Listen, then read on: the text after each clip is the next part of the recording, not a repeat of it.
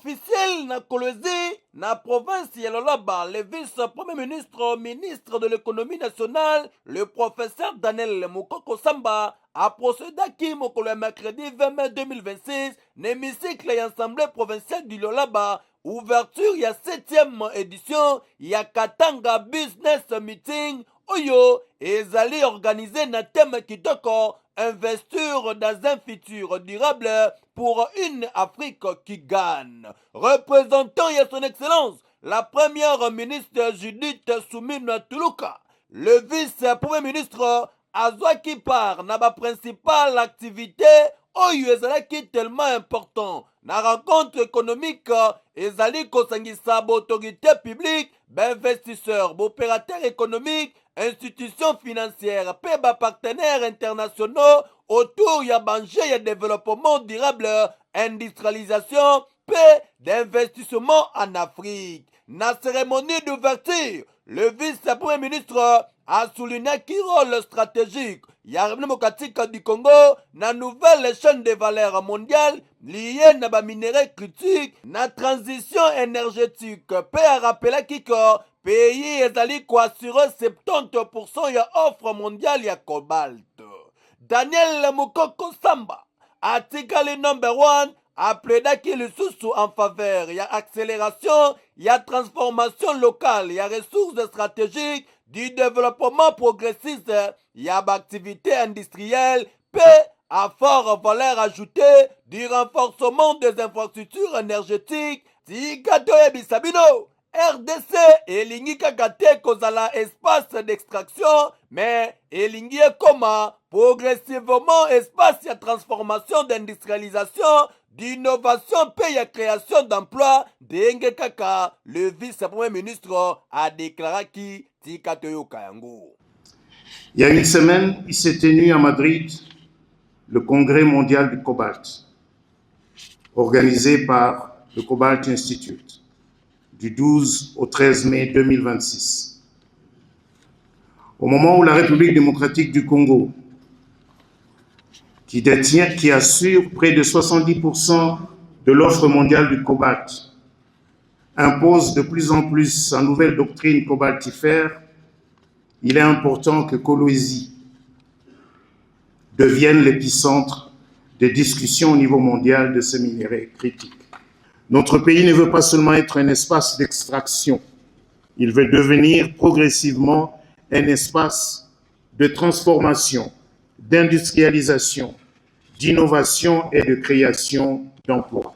Séquence Oyoya au niveau et réunissait que plusieurs personnalités du monde économique et institutionnel, notamment gouverneur Yalolaba, Fifi Masuka, Naba cadre ebele, Denga Bozali Komona na Bilili. Et Sengeli Konoteko, n'arrivé na ye na Kolwezi, le vice-premier ministre, ministre de l'économie nationale, le professeur Daniel Mukoko Samba, azalaki accueilli et pas ya gouverneur ya province Yalolaba, Fifi Masuka, Oyo, a salué qui va avancer réalisé, ya modernisation ya infrastructure provinciale, notamment aéroport international ya Kolwezi, Oyo ezali représenté comme symbole d'un Congo sans complexe, d'un pays raisonnement tourné vers l'ouverture au monde et l'attractivité économique. Boyende Zalaka, article déterminé, P number 1, depuis à côté na ministère économie, match baluka nango et koma kokende kitoko, économie koma stable, fachi beton,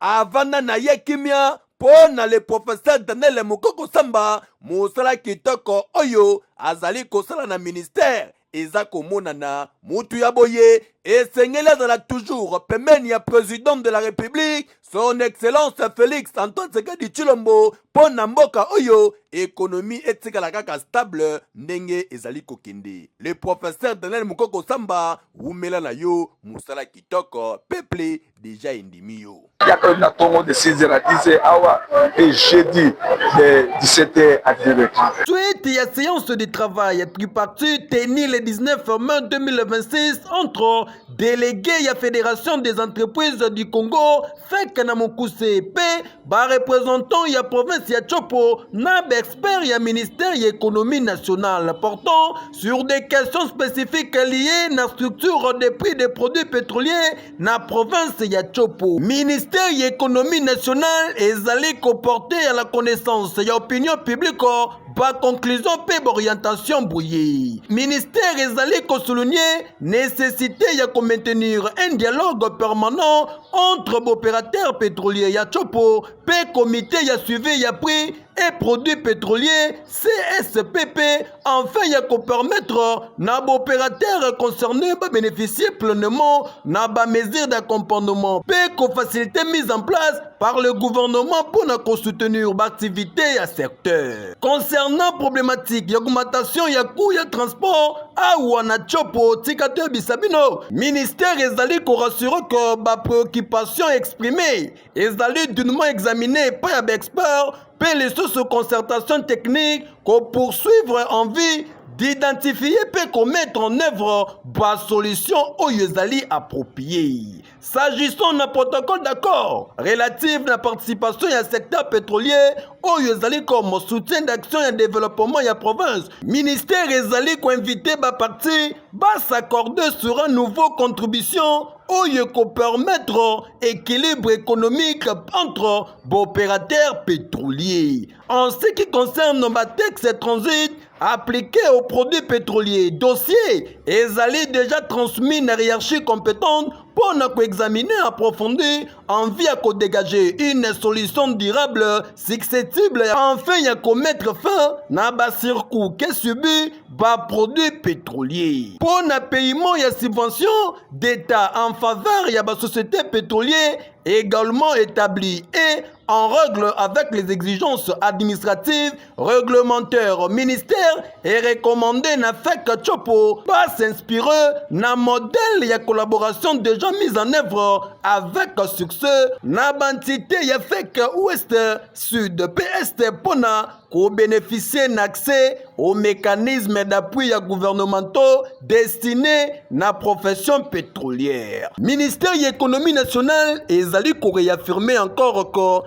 azali tellement disponible pour nous accompagner ensemble les opérateurs économiques du pays de manière à œuvrer dans un environnement stable et transparent. Fait à Kinshasa le 21 mai 2026, c'est l'île de communication, il y a ministère de l'économie nationale, le professeur Daniel Mukoko Samba, Azaka Kasomo, Aza toujours actif. Bon avantage à payer. Il y a un Congo de 6h à 10h et jeudi de 17h à 18h.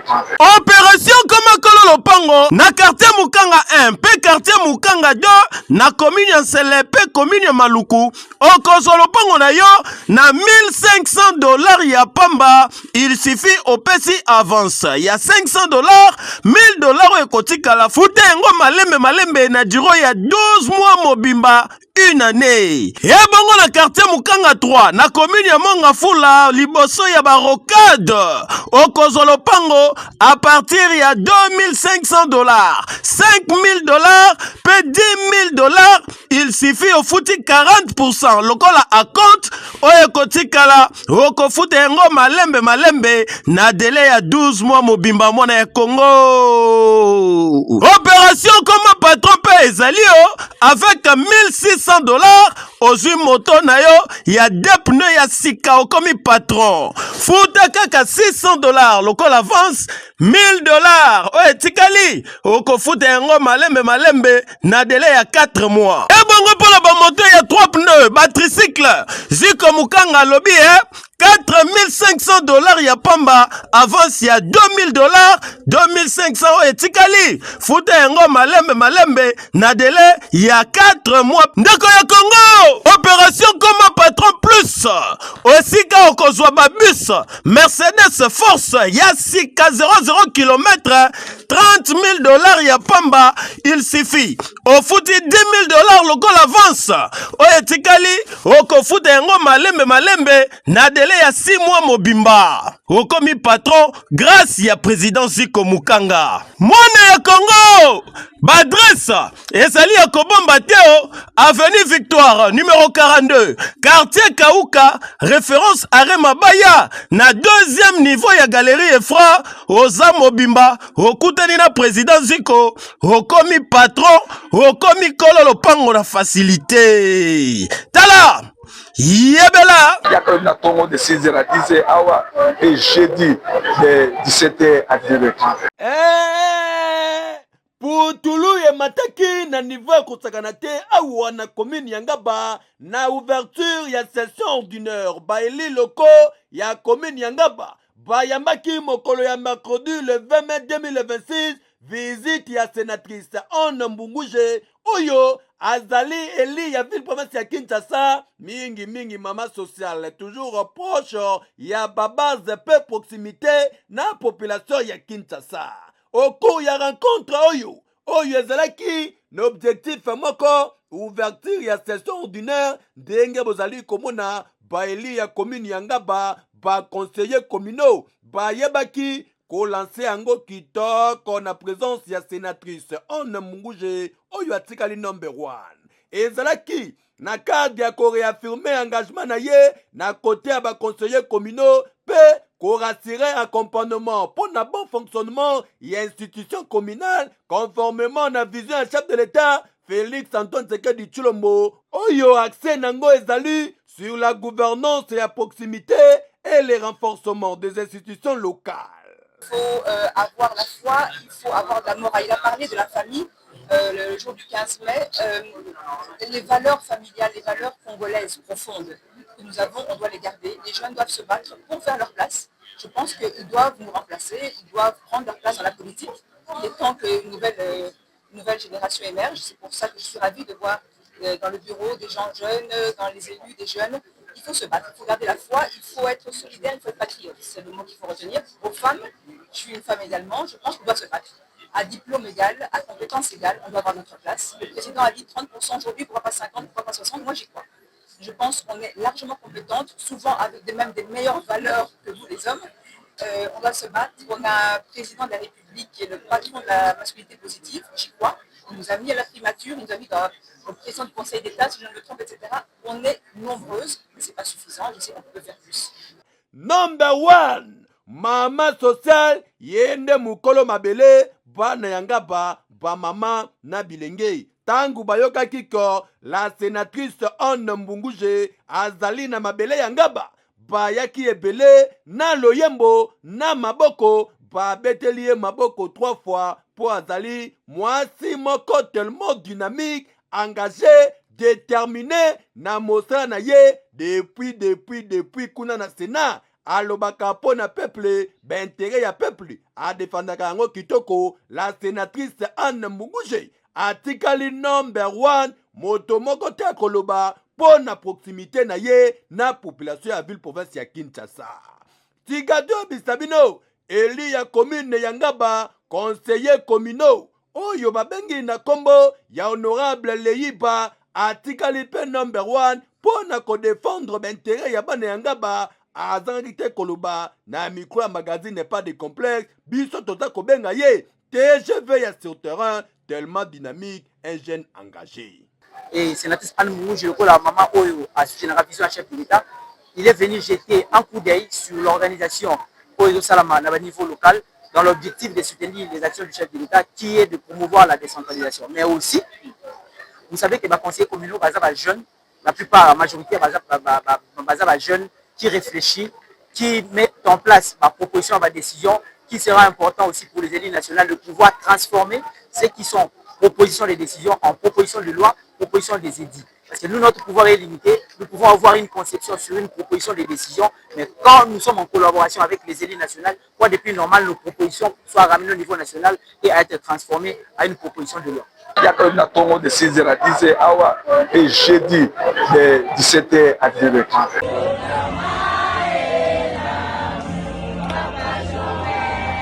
Na occasion y anniversaire na ye célébré le 18 mai 2026, Joël Ekosi Moussoso, défenseur engagé ya jeunesse, pe lisusu mwana ya selembau ya tongo oyo adefandaka mabele na nivo ya kosakana te matembela nsima ndaku aponaki kofete particulièrement na cadre toujours ya solidarité en faveur ya baorphelin ya orphelinat arc-en-ciel oyo ezwami na commune ya selembau kopartage moma moko ya proximité na baorphelin pe baresponsable ya centre ezalaki occasion ya kitoko oyo bana ya orphelinat ya arc-en-ciel na badirigant bayeba kosouffle gâteau pe kolia ensemble komela mwa eloko na Joël Ekosi Musoso défenseur ya bana ya selembau pe défenseur engagé ya jeunesse mobimba.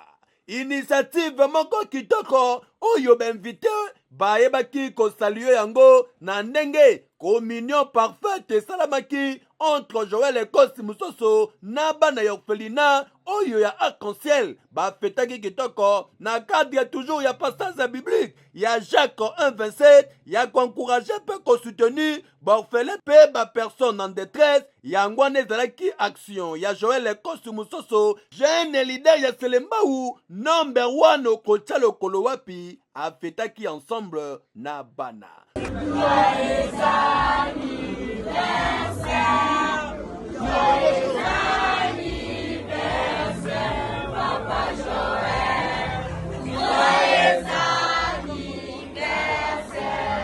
Président ya Ligue des jeunes section Selembao Sud azali toujours ko prêcher exemple ya malamu na jeunesse congolaise pona koyeba kotalisaka ba moment lokola ya anniversaire baninga mosusu bake na bar bake kopiolula kasi ye aponaki apesa sourire na baorphelin awa na arc-en-ciel oyo ezali orphelinat na commune ya Selembau bana baliaki bakati gâteau balie bameli basepelaki na niveau ya kosakana te personnellement biso tolobi impact social oyo etikali number 1 leader ya proximité Joël Ekosi Musoso fils idéologique pe politique honorable Adolphe Amisi Makutano bino moko bomona IDP Tshisekedi match eza lisusu te match ekoma bien match KO. Le président qui a donné ma social, je suis le président fondateur de l'orphelinat arc-en-ciel. Dans la cérémonie de Makasi, il y a un na kati orphelinat arc-en-ciel de l'eau, aye ko fêter anniversaire na ye et le mona mana mitiki. Ngana yebi ba pepele na mwana tout oyo anniversaire, c'est anniversaire na ye, bakenda ba boîte de nuit, bakenda na baba publicité de pour na fêter anniversaire. Mais il y a tellement de charge, tellement mona benga ye, charge aba na selembau, ali.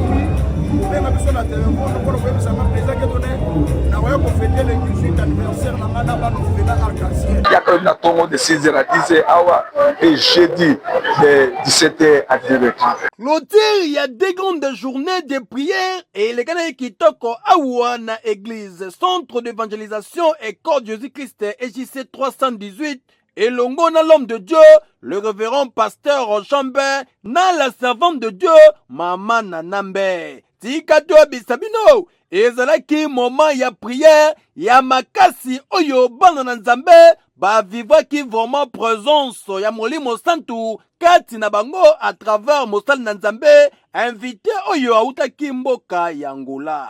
Tika to bisabino, ezali pe invitation, pour na kiti ya dimanche oyo mobange na culte sur la Pentecôte bana ya Kinshasa Brazzaville ya commune ya Lemba ya Ngaba ya Matete voisin pe ya Makala pe Selembau Kinshasa Mobimba eza invitation à ne pas rater pour na ba chrétien de 9h à 12h30 na temple ya centre d'évangélisation et corps de Jésus-Christ EJC 318 mwana na Nzambe ozana ba problème ya ndenge na ndenge ozwaka solution te ndenge biblia elobi venez à moi bino nyonso boza fatigué ozana mikumba okozonga déchargé mpo nzambe akozala toujours au rendez-vous présence na ye kozala permanent yaka na ba problème ozwa guérison authentique elongo na l'homme de Dieu le révérend pasteur Chambert oyo nzambe azali koutiliser puissamment mpo na bana na Nzambe nyonso.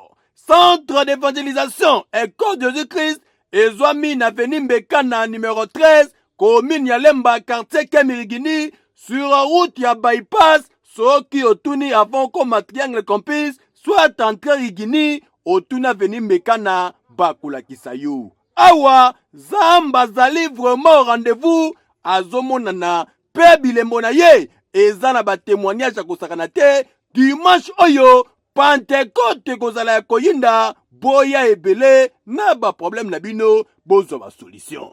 Wabino mosala Nzambe je vois pasteur Jambé otozokamba etonga na Nzambe école de Jésus-Christ JCBA 318 les hommes na veni mbekana numéro 13 non loin ya clinique campus de triangle oyo na campus pe non loin ya entrée Guinée tozalaki na deux jours ya prière na biso oyo tobandaki depuis dimanche bongo leo toti okultire na mama likambo na biso eloko moko eza sur table et ce n'est pas trop tard bon Nzambe aza na bomoi elike esengeli na biso bongo lelo bauti kodévelopper biso likolo ya biso ke esengeli na biso tomatele foi toza na foi toza une ferme assurance que oui ata tomoni te ata tondimi te Nzambe asalaka odela bamona biso to espérer to perdre d'objectif Nzambe na biso te to perdre de but Nzambe apesi biso te bien aimé dans le Seigneur il faut rassurer que oui Nzambe na bomoi oyo nyonso Nzambe alobaka oyo nyonso Nzambe alakaka oyo nyonso eza lokola promesse mpona biso ekokokisama certainement. Bon, on a zobengo pe mokola dimanche ato za na culte moko célébration monene otokoloba likolo ya Pentecôte. Est-ce que c'est vraiment important de célébrer ce Pentecôte? Rôle la Pentecôte zanini. Bongo Pentecôte zanini. Ya on a bengo de partout kozala. Tokuta na awa dimanche na temple EGC 318 de 9h à 12h otokoloba tina ya Pentecôte. Oyo mokolo Yesu na certina ki nguya na yekata bato. Tika Nzambe lola apambola bino de partout o boko ya mbabiso na komona Yesu Masia. Amen. Mabino mosala Nzambe, Révérend Pasteur Jambé, kozana posa biso en contact. Okobenga biso na numéro 084 258 25 43. Nzambe apambola bino. Pourquoi malamu soko na biso? Tongo malamu na ba na biso tongo au nom de Jésus. Amen.